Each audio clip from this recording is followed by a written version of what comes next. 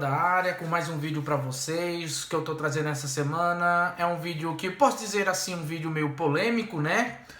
Vamos falar ano de Copa, vamos falar então da Copa do Mundo, em a última Copa em que o Brasil ganhou, certo? Que foi a Copa 2002, está completando 20 anos. Tava vendo muito podcast, tava vendo muito programas esportivos falando sobre a campanha, né, do Brasil na Copa 2002. Vejo muita gente, inclusive amigos meus, os amigos meus que estiverem assistindo esse vídeo, se quiser comentar o ponto de vista seu, outras pessoas também se quiserem comentar aí no vídeo, fiquem à vontade, mas eu vou dar um pouquinho do meu ponto de vista da campanha do Brasil na Copa de 2002. Além do meu ponto de vista, eu vou tentar mostrar todo o passo, toda a caminhada desde 98, né? A derrota do Brasil na final para a França, até 2002, que culmina o título do Brasil. Então, pessoal, é importante vocês perceberem que eu vou dar meu ponto de vista, mas eu vou embasar em alguns conceitos, alguns dados que eu vou trazer aqui para vocês. Importante, fiz uma rápida pesquisa, tá aqui embaixo. Vou colocar notícias, vou colocar vídeos, se Pedro, meu editor, conseguir achar alguns vídeos. Então, vamos lá, pessoal. Então, olha, antes de começar, se inscreva no canal, ative o sininho e vamos embora. Pessoal, começando aqui, eu vou falar primeiro como foi a campanha, a derrota do Brasil para a França. Todo mundo já viu, todo mundo já está acostumado à questão, à polêmica, né? A polêmica final da seleção brasileira, mas é importante relembrar que a campanha do Brasil na Copa de 98 foi uma campanha que eu posso dizer assim, irregular. O melhor jogo da seleção brasileira foi o jogo contra, podemos dizer, um pouco do jogo contra a Dinamarca e um pouco do jogo contra a Holanda, o jogo das quartas de finais e o jogo das semifinais.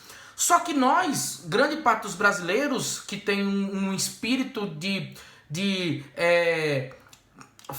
centralizador do futebol mundial, acha que toda a Copa do Mundo a seleção brasileira é a favorita e tem que ganhar. Nós sempre entramos como favoritos, mas às vezes nem sempre os principais. O Brasil em 98 vinha de alguns problemas extracampo, alguns problemas dentro de campo,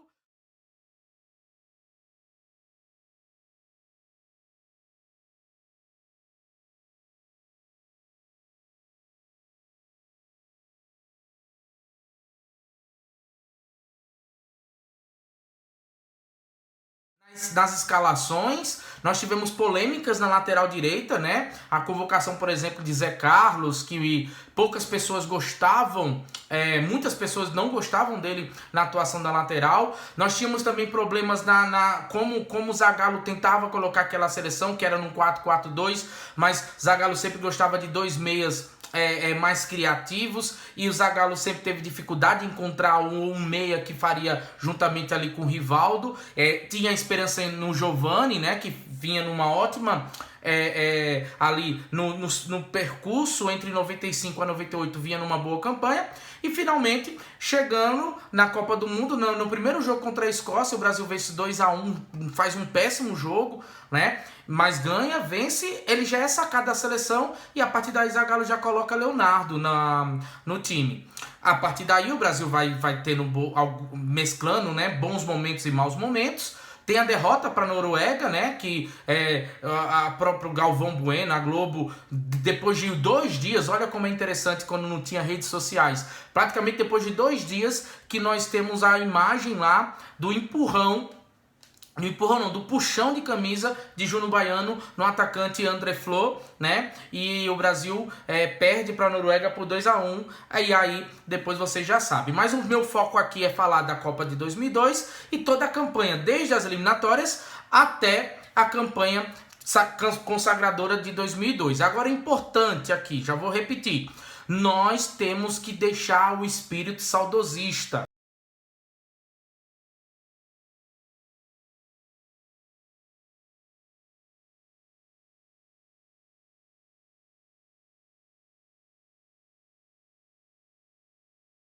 Certo? Por mais que nós achemos que a seleção fez uma boa campanha, sagrou-se invicta, O ano de 2002 foi um ano muito exaustivo para as seleções europeias, uma Copa do Mundo que foi a primeira Copa realizada na Ásia, importante dizer isso. O Brasil vai ter uma preparação até de certo modo positiva, né? Chegando basicamente um mês antes, fazendo alguns amistosos ali no circuito asiático, enquanto outras seleções estavam altamente desgastadas, né? Estouradas, podemos dizer assim. A seleção francesa vinha de uma polêmica dentro da seleção, né? Zidane chega contundido, não participa dos primeiros jogos, vai jogar só o último jogo contra a Dinamarca. Você também tem a grande favorita Argentina caindo num grupo da morte, um grupo que você tinha Inglaterra, Nigéria e Suécia. A Argentina não consegue nem se classificar. Você tem, de certo modo, uma Copa do Mundo muito estranha. Como, por exemplo, a Turquia, que quando sai aos grupos, achávamos que o grupo do Brasil com a Turquia seria um grupo, de certo modo, fácil, mas acabou saindo como um grupo bem difícil, tanto que os dois classificados, tanto o Brasil quanto a Turquia, irão fazer as semifinais. E também outras seleções foram caindo pelo caminho, seleções importantes, tanto que você vai perceber todo o percurso da seleção brasileira. O Brasil vai pegar a Inglaterra, um jogo muito difícil, né? E só a Alemanha na final como seleções mais tradicionais. Importante destacar que a Bélgica não é essa geração Bélgica que a seleção enfrenta, e já vou falar desse jogo da Bélgica, ok? Então vamos voltar no passado, vamos falar do ano de 99. No ano de 99, a seleção brasileira, quem assume a seleção logo após o fracasso de 98, que na visão da população brasileira, na visão dos técnicos do Brasil todo, o Brasil fez uma campanha não legal, né, não tão positiva, e então quem vai se destacar é Vanderlei Luxemburgo, que tinha feito um ótimo trabalho pelo Corinthians. Então ele assume a seleção, grande parte da torcida, muito eufórica. Vanderlei Luxemburgo estreia fazendo uma reformulação na seleção, convocando vários jogadores, entre eles muitos jogadores do Corinthians, como Marcelinho Carioca, e o Brasil empata 1-1 com a Iugoslávia na sua estreia. Mas muito otimismo, né? Esse otimismo se consolida principalmente com o Brasil vencendo a Copa América e a Copa das Confederações em 99 e a estreia de Ronaldinho Gaúcho. Muita gente fala hoje em dia, Ronaldinho Gaúcho da seleção 2002, o trio Ronaldo, Rivaldo e Ronaldinho Gaúcho, mas é importante destacar que Ronaldinho Gaúcho não era nem o jogador que se tornou depois, principalmente ali em 2004, 2005. Ronaldinho Gaúcho era um jogador em ascensão em 2002. E em 99, Ronaldinho Gaúcho foi convocado para a Copa América como uma surpresa. E eu gosto de comparar, eu vou fazer alguns comparativos entre seleções. Ronaldinho Gaúcho, ele se compara mais ou menos com Vinícius Júnior, por exemplo, com Antony, com Rafinha dessa seleção. Era um jogador ainda em lapidação, podemos dizer assim, certo? Então os nossos dois grandes astros da época, Ronaldo e Rivaldo, basicamente não participam da campanha das eliminatórias. Ronaldo vem de 2 grandes contusões, basicamente é dado como fora da Copa do Mundo, e as esperanças caem em cima de Rivaldo, que em 99 se torna o maior jogador do mundo, né, eleito pela FIFA, faz uma grande campanha pelo Barcelona, e também o pedido da torcida por Romário. Então você tem essas campanhas aí do Brasil no ano de 99. A partir daí você já tem o início da Copa das eliminatórias, e o Brasil já começa com um empate, certo? Um empate com Colômbia e vitórias contra Bolívia e Equador. Então você tem aí, a partir desse momento, um certo otimismo, ok? Vindo aí da torcida brasileira. Então você tem aí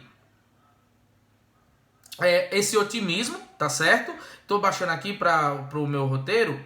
Então você tem esse otimismo. Depois você vai ter a torcida pedindo muito a entrada de Romário no time, mas gostando muito do time de Vanderlei Luxemburgo, um time para frente, vinha de 2 campeonatos, dois resultados positivos, 2 títulos, Copa América em 99, Copa das Confederações de 99, grandes campanhas, 7-0 na Venezuela, né? O Brasil na final vence a Argentina com um show de Rivaldo, né? E posteriormente você vai ter o primeiro, um empate com o Uruguai no Maracanã, certo? E uma derrota fora de casa com o Paraguai. Então, olha, perceba, é importante, eu vejo muita gente criticando a campanha de Tite, mas é importante você olhar essa campanha aqui, tá certo? Então, olha, você tem a derrota, né, pro Paraguai, e a partir daí já começa uma certa incerteza, mas nós temos logo após o melhor jogo do Brasil nas eliminatórias contra a Argentina, um show de Vampeta e de Alex, 3-1 na Argentina, no Morumbi, Vampeta faz 2 gols, Alex faz 1 gol, o Brasil atropela a Argentina, tá certo? Mas logo depois desse jogo, um dos piores vexames, né, dessa seleção foi uma derrota acachapante com falha de Dida, né, que era o goleiro da época. Você tem uma derrota de 3-0 lá em Santiago contra o Chile, certo? Péssima atuação. Depois você vai ter outra goleada, né, 5-0 na Bolívia. E depois dessa primeira parte, né, nas eliminatórias, você vai ter as Olimpíadas. Já estamos no ano de 2000. E durante as Olimpíadas, a seleção brasileira veio com um dos grandes favoritos, uma seleção muito forte. Você tinha ali Ronaldinho Gaúcho, você tinha uma seleção muito poderosa e é derrotada pelos Camarões, né? A seleção vai ter 2 expulsões, né? É um jogo meio que estranho, o Brasil com 2 jogadores a mais, perdão, falando assim, e o Brasil perde para o Camarões na prorrogação, né? E a partir daí, a pressão em cima de Vanderlei Luxemburgo, juntamente com uma CPI que estava acontecendo ao mesmo tempo, uma CPI contra a corrupção no futebol, e Vanderlei Luxemburgo fazia parte, estava sendo investigado, então a pressão faz com que Vanderlei Luxemburgo saia da seleção ali em meados dos anos 2000, certo? Então vamos agora para o nosso segundo capítulo dessa era, que é a era Leão, né? Então Emerson Leão assume a seleção, alguns acham um pouquinho estranho, né? Emerson Leão não era um técnico tão gabaritado na época, e ele assume a seleção e já tem um clamor da torcida brasileira por Romário. E ele atende. Então ele convoca Romário, né? Então o Romário já é convocado e o Brasil já vai ter uma vitória por 6-0 contra a Venezuela e outra contra a Colômbia, né? Mas essa vitória, mesmo sendo 1-0 contra a Colômbia, você tem uma das principais imagens das eliminatórias, assim, meio que da torcida, que foi quando a torcida brasileira começou a jogar as hastes, né, até mesmo as próprias as bandeiras da seleção no campo, né, protestando contra a má atuação da seleção, certo? Então o Brasil, mesmo com o Romário em Quito, perde para o Equador, então a seleção é muito irregular, né, e depois empata com o Peru em casa, certo? Emerson Leão tenta apostar ali num ataque muito parecido com o ataque do Corinthians, que era um time muito forte da época, com o Romário também na frente, então ele tenta fazer uma mescla mais jogadores do Brasil, né? Esses resultados com convocações muito estranhas, entre essas convocações, Leão Mal, um volante do Sport Clube de Recife, de certo modo, ninguém cogitava a convocação dele. Acredita-se que foi uma questão meio que de empresário, e a partir daí a pressão em cima de Leão cai, fica muito forte. E também é importante lembrar a pífia campanha da Copa das Confederações, a convocação muito estranha, só jogadores do Brasil, Ramon, camisa 10, você tem uma convocação muito estranha e o Brasil é eliminado da Copa das Confederações em 2001. Lembrando que a Copa do Mundo era no outro ano, então você tinha uma pressão muito grande, o Brasil não era um dos principais favoritos da Copa, tá certo? E aí, a partir daí, você tem a era, né, nosso terceiro capítulo, a era Scolari, tá certo? E aí você tem a era Scolari. Luiz Felipe Scolari, gabaritado, vem do título da Libertadores com o Palmeiras, ótimas campanhas do Palmeiras, o paizão, ele já intitula ali a família Scolari, mídia em cima, caindo lá, e a partir daí você já tem a seleção de Luiz Felipe Scolari, todo mundo lembra como uma ótima seleção, perdendo para o Uruguai, e marca essa derrota para o Uruguai, marca o último jogo de Romário na seleção, certo? Na seleção, ali na campanha de 2002. Então, Romário não é mais convocado por Felipão, acredita-se ali, de novo, questões extracampo. Outro vexame foi a eliminação também em 2001, do Brasil na Copa América. É importante falar que nessa época tinha muitas competições, o Brasil, as seleções se encontravam muito, então você tinha muitas competições e teve outra Copa América em 2001, em que o Brasil foi eliminado pela Honduras, 2-0, certo? Honduras. O Brasil foi eliminado, uma péssima campanha. E aí, Filipão já tá sentindo uma forte pressão. A primeira vitória do Brasil vem em Porto Alegre, né, contra o Paraguai, 2-0. Marcelinho Paraíba é convocado, né? O pessoal aí paraibano vai lembrar, ele dá um grande drible em Arce vai pra pegar ele de jeito na lateral. Se Pedro conseguir achar pelo menos a foto.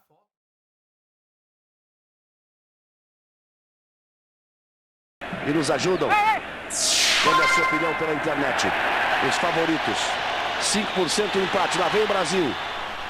12% Paraguai. Lá vem o Brasil. Olha o cruzamento. Olha o gol! Gol!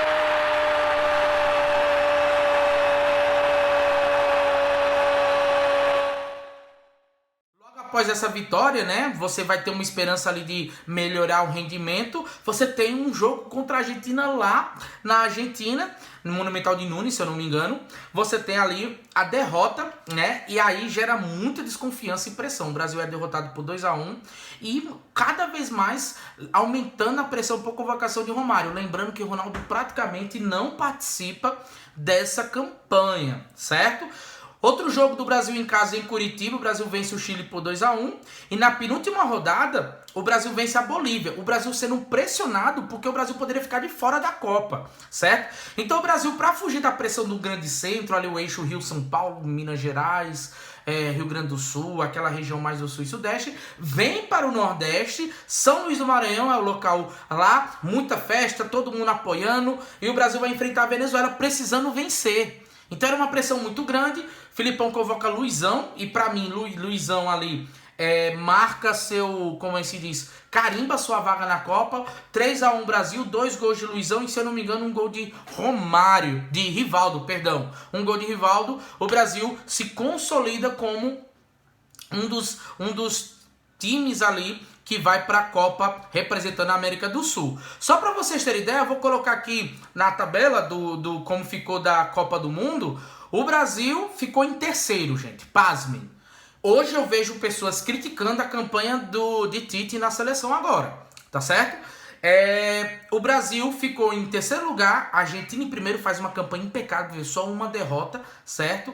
A derrota pro Brasil em casa, certo? Equador em segundo, vai para sua primeira Copa e até então. Equador vai para sua primeira Copa, Brasil em terceiro, Paraguai em quarto. Olha a pontuação do Brasil, certo? O Brasil tem 6 derrotas, 3 empates e 9 vitórias. Só para vocês terem ideia, a Argentina só perdeu um jogo, tá certo? Uruguai em quinto, vai para a repescagem, vence a repescagem. Colômbia fica de fora da Copa, né? Bolívia em sétimo, Peru em oitavo, Venezuela em nono e Chile. Aquele Chile que o Brasil perde de 3-0, fica em último, certo?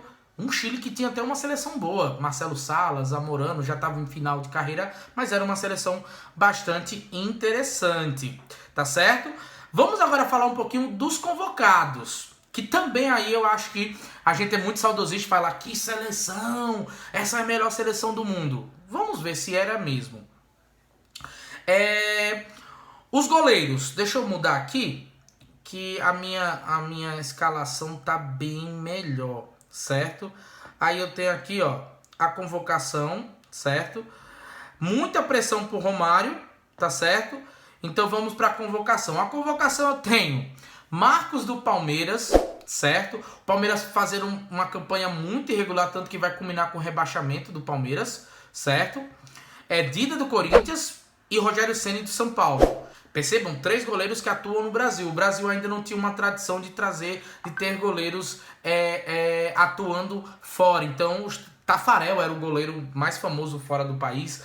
Foi campeão da Liga da Europa, né? Que agora é a atual UEFA Europa League, pelo Galatasaray em 99. Então você tem Marcos do Palmeiras, Dida e Rogério Ceni. Os defensores, você tem Cafu e Belete, os laterais direitos. Cafu da Roma, certo? Belete do São Paulo, também era muito questionável a convocação de Belete. Roberto Carlos e Júnior. Roberto Carlos do Real Madrid e Júnior do Parma, Parma era um time muito forte, né? No final dos anos 90, início dos anos 2000, depois vem a falência. Zagueiros, Lúcio, que não é esse Lúcio grandão. Existia muita crítica, Galvão Bueno batia muito, tanto que no jogo contra a Inglaterra ele falha no primeiro gol, no gol da Inglaterra. Roque Júnior do Milan, nunca foi consolidado um grande zagueiro no Milan, Roque Júnior, certo? Anderson Polga do Grêmio, certo? Aí vai ser mais um apadrinhamento de Luiz Felipe Scolari. Depois Anderson Polga vai fazer um grande sucesso em Portugal, no Sporting de Lisboa. Edmilson do Lyon, aí muito bom zagueiro, jogava de volante também. Depois vai fazer um grande sucesso no início do Barcelona, ali da era de ouro do Barcelona. Jogou com Ronaldinho Gaúcho. Esse Edmilson era um volante zagueiro muito bom, muita técnica. Anderson Polga também fazia isso. Então o Filipão já tinha uma ideia de jogar com 3 zagueiros, certo? Um terceiro zagueiro que saía. Aí os meios de campo, você tinha Vampeta do Corinthians, jogadorzaço na época, né? Grande volante, saía pro jogo, sabia marcar. Gilberto Silva, Atlético Mineiro. Preste atenção no que eu tô falando. Gilberto Silva, Atlético Mineiro. Você tinha ali grandes nomes como Flávio Conceição. Você tinha Emerson, né, que foi cortado, infelizmente, um pouquinho antes. Então você tinha... E Gilberto Silva se torna o titular em toda a campanha da seleção. Depois Gilberto Silva vai fazer grande carreira. É astro no Arsenal, Gilberto Silva. Você tem Kleberson do Atlético Paranaense, desconhecido até então. O Atlético Paranaense faz ótima campanha no Campeonato Brasileiro de 2001. Campeão brasileiro em 2001, tá certo? Em cima do São Caetano. Então você tem o Kleberson, que vai se transformar em titular na campanha do Penta. Ricardinho do Corinthians, esse jogador é o que entra no lugar de Emerson. Juninho Paulista, que era o titular, que até então estava no Flamengo, mas já tinha uma certa carreira consolidada. Podemos dizer que Juninho Paulista já era maior que Ronaldinho Gaúcho. Juninho Paulista... estourado, um dos jogadores mais caros a sair de São Paulo lá em meados dos anos 90, né? Jogou no Atlético de Madrid, sofreu uma forte lesão por conta de uma entrada criminosa de Michel Salgado. Então você tem Juninho Paulista, do Flamengo, né? Já estava jogando no Flamengo, o Flamengo estava montando um time ali de galácticos, né? Kaká do São Paulo, Kaká um menino, 17 anos. Foi mais para ganhar cancha, depois vai se transformar num grande jogador, vai para o Milan e se transforma num rei lá em Milão, né? Os atacantes, Denilson do Real Betis, jogador consolidado, né? Mas não fazia gols. Se você perceber, quase toda a carreira de Denilson não era fazedor de gols. Edilson do Cruzeiro, mas ali você tinha muita confiança, né, de Filipão, por conta da carreira, por Corinthians... Palmeiras, né? Principalmente no tempo Palmeiras. Acho que ele não jogou com o Filipão no Palmeiras, mas ele jogou contra quando ele jogava no Corinthians. E Filipão era técnico do Palmeiras, então Edilson. Rivaldo do Barcelona, importante falar, Rivaldo vinha lesionado, certo? Rivaldo vinha lesionado. Ronaldinho Gaúcho do PSG. O PSG não era esse PSG de agora. E Ronaldo da Inter, também vinha machucado. Ronaldo não tinha jogado. Ronaldo tinha feito alguns jogos já no final da temporada europeia. E finalmente Luizão do Grêmio. Mas Grêmio-Corinthians, grande Luizão, ali histórico no time do Corinthians. Depois vai ser histórico também no time de São Paulo, o maior artilheiro da Libertadores. Vamos agora ver um pouquinho a escalação base, como o Brasil começou a Copa. Eu vou falar como o Brasil começou a Copa e como o Brasil terminou a Copa, tá certo? O Brasil vem de Marcos no gol, o Brasil jogava no 3-5-2, certo? Só que era um 3-4-1-2. Se você perceber aí na imagem, tá aqui do lado, o Brasil jogava num Marcos no gol, Lúcio, Edmilson e Roque Júnior. Edmilson saindo, né? Era um terceiro, um líbero que saía pro jogo. Você tinha Cafu e Roberto Carlos atacando muito. Aí você tinha na contenção Gilberto Silva, segurava mais, ficava mais, era destruidor mesmo da jogada. Sabia sair jogando, mas era mais destruidor. E Juninho Paulista, aí que foi o problema da seleção. Juninho Paulista é mais meia do que volante. Ele precisava de um volante que sabia sair jogando e também tinha um poder de marcação, certo? Aí no ataque eram os 3 atacantes, Ronaldinho e Rivaldo se mesclando muito ali, muita movimentação entre os 3, Ronaldinho, Rivaldo e Ronaldo, os 3 R's, muita movimentação, muita quebra ali, confundia os zagueiros e a partir daí o Brasil se deu muito bem. Mas olha, presta atenção, não era uma seleção favorita, certo? O Brasil vai se tornando favorito por conta das quedas de outras seleções, certo? Primeiro jogo do Brasil, o Brasil sofre num gol importante. Um gol, num pênalti um pênalti, se hoje tivesse o VAR, o Brasil não ganharia esse jogo, certo? Luizão cai fora da área, o juiz dá pênalti. Depois, Rivaldo simula um lance e o jogador da Turquia é expulso. O jogador é Hakan Ünsal, o lateral esquerdo. É importante eu falar isso pra vocês. Tem duas expulsões, melhor dizendo, né? Mas Hakan Ünsal foi Öcalan, certo? Desculpa aí a forma de falar, mas eles foram expulsos. Então o Brasil sofre muito na primeira partida. O Brasil sai perdendo um gol de Hasan Saiz, né? Esse cara vai se transformar num dos maiores jogadores ali da Turquia na Copa, tá certo? E o Brasil empata com o Ronaldo num cruzamento, um lindo cruzamento de Rivaldo, certo? No começo do segundo tempo, e só no final, num pênalti, Rivaldo faz o 2-1, tá certo? O Ronaldo já tinha saído do jogo, certo? Segundo jogo, um jogo fácil, o Brasil ganha da China por 4-0, né? Então ali, o Brasil, Roberto Carlos, Rivaldo, Ronaldo Gaúcho, Ronaldo faz gol, certo? Terceiro jogo, o Brasil já preocupado, né, em poupar jogadores. O Brasil poupa grande parte de jogadores. O Brasil vence o jogo por 5-2 na fraca seleção da Costa Rica. A Costa Rica até quase classifica, mas muito fraca. Ronaldo faz 2 gols, Edmilson faz um belo gol de meio bicicleta. Rivaldo faz 1 gol e Júnior, lateral esquerdo, que entrou no lugar de Roberto Carlos, né? Roberto Carlos foi poupado, faz 1 gol. O Brasil vai para as oitavas de final e aqui também, se tivesse VAR, o Brasil teria sido eliminado. Podemos dizer assim, ou teria muitas dificuldades. 2-0 o Brasil para a Bélgica, mas antes, no primeiro tempo, o Brasil sofreu. Marcos, o goleiro, salva a seleção, tá certo? Importante falar isso. Rivaldo, né, aos 67, segundo tempo, jogo duro, faz 1 gol, domina a bola de peito, chuta, a bola desvia e entra, certo? E no finalzinho, 87, o Ronaldinho, né, o Ronaldo Fenômeno, faz 2-0, certo? Podemos dizer que aqui marca a entrada de Clebson na seleção, certo? Foi aí que a seleção percebeu que precisava de um meio de campo mais pegador, ok? Nas quartas de final, podemos dizer que foi o melhor jogo da seleção. O Brasil sai perdendo, Michael Owen faz 1-0 numa falha de Lúcio, certo? O Lúcio tenta dominar uma bola muito estranha, domina, pega na coxa, a bola se adianta, Owen chega, ganha na corrida e tira de Marcos 1-0, certo? Um jogo muito difícil. No finalzinho do primeiro tempo, o Ronaldo Gaúcho faz uma jogadaça, pedala, Ashley Cole cai, ele toca, Rivaldo dá uma tapa, tirando do gol, faz 1-1. E no segundo tempo, logo no início, Ronaldo Gaúcho, acredita-se que Cafu, né, num podcast que eu assisti essa semana, Cafu disse que ele tentou fazer o gol, certo? Então, porque sabia que David Seaman, goleiro da Inglaterra, ficava muito adiantado.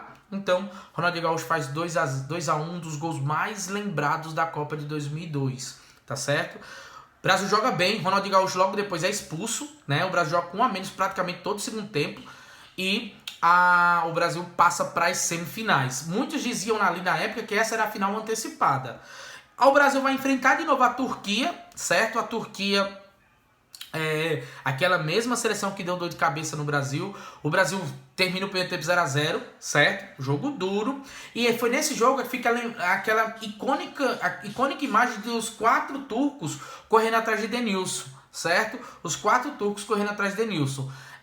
Aos 4 minutos do segundo tempo, Ronaldo dá uma bela arrancada no meio de um monte de turco e chuta de bico, faz o gol, tá certo?